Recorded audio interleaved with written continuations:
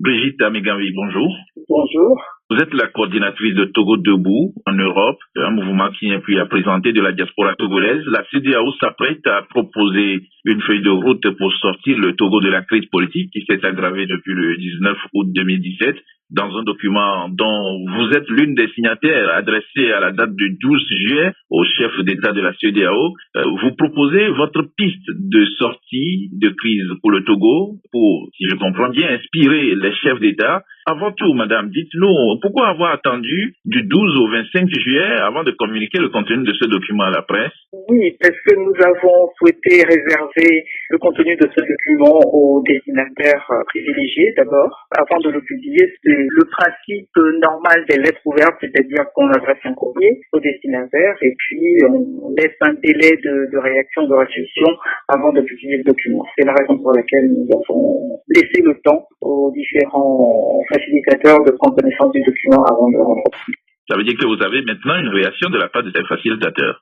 Pas encore. Vous dites dans ce document qu'il est temps pour la CEDEAO de mettre un terme à l'état d'exception permanent que connaît le Togo.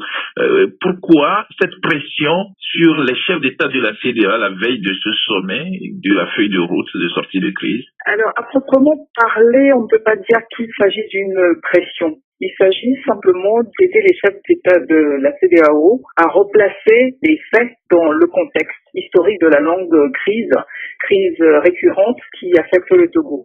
Parce que vous savez, M. Faure-Gnassingbé a un avantage sur ses pairs, c'est que l'alternance est la règle dans tous les pays de la CEDEAO. Donc les présidents changent, ils passent au maximum 8 ans dans certains pays, 10 ans dans d'autres, et ils s'en vont. Et donc aucun des chefs d'État de la CEDEAO en poste aujourd'hui n'a la lecture historique de ce que les Togolais vivent sous cette dictature dynastique depuis 51 ans. Donc nous avons préféré véritablement leur donner une lecture historique de la crise togolaise de manière à ce que l'on ne commette pas systématiquement les mêmes erreurs. Et aujourd'hui, ce que vous mettez dans ce document exactement répond à quelle demande? Elle répond à la demande qui consiste à dire que d'abord les élections, la façon dont les élections sont organisées au Togo ne sont pas une solution à la crise que vit le pays depuis des décennies.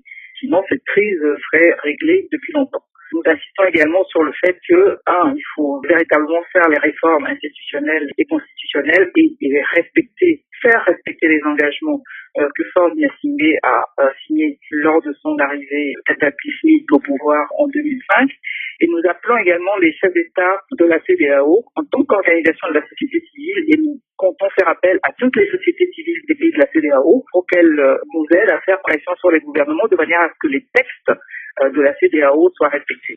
Mais là où on en est maintenant, madame Ameganvi, le Togo n'a pas de limitation de mandat dans ses tests. Vous mettez un accent sur le retour à la constitution de 92 et donc à ses fondamentaux, c'est-à-dire la limitation du mandat présidentiel. Le dialogue est bloqué depuis un certain temps. On sait sur exactement la possible candidature de Faure-Gnassingbé en 2020. Est-ce que vous vous êtes prononcé également sur cet aspect? Bien sûr, pour nous, effectivement, le principe de base pour nous, c'est véritablement un départ immédiat du pouvoir de Faure-Gnassingbé pour qu'une transition puisse se mettre en place et puisse effectuer les réformes que Faure-Gnassingbé n'a pas pu faire pendant ses 13 ans au pouvoir aujourd'hui, et qu'il ne fera pas de toute façon.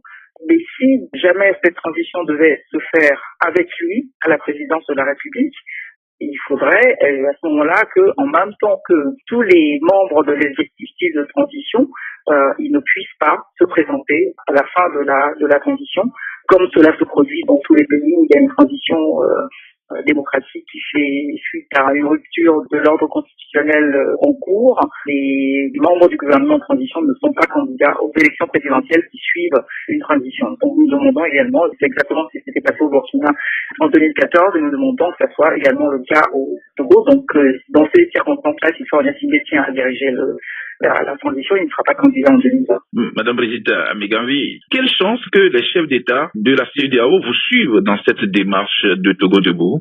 Alors, nous disons très clairement que les chefs d'État de la CEDEAO ont intérêt à écouter le peuple togolais. D'une part parce que La CEDEAO elle-même a pris des textes très très clairs qui définissent des normes de démocratie, d'indépendance des pouvoirs, d'état de droit, etc., dont le Togo ne saurait être le seul pays à être en marge. Et ces textes ont été pris parce qu'au sein de la CEDEAO, on reconnaît que la bonne gouvernance, que la démocratie, que l'état de droit sont des conditions sine qua non d'un développement économique et d'une intégration régionale bénéfique pour les populations.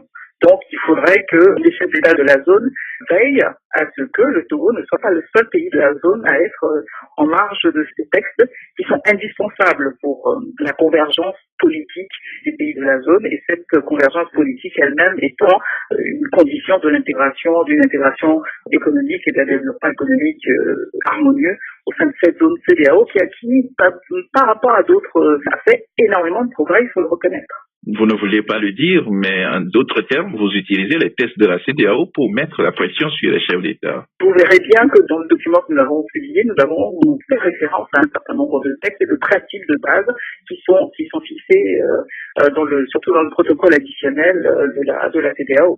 Ce samedi, pour poursuivre, Madame Amegawi, vous serez encore au Trocadéro, sur la rue des droits de l'homme, pour un sit-in. Quel regard vos pays de résidence portent exactement sur ces actions que vous menez, qui, d'une manière ou d'une autre, également perturbent le quotidien de vos amis sur place? Mais vous savez, dans les pays démocratiques, le droit de manifester est un droit fondamental. Donc nos manifestations se déroulent dans un cadre légal bien défini.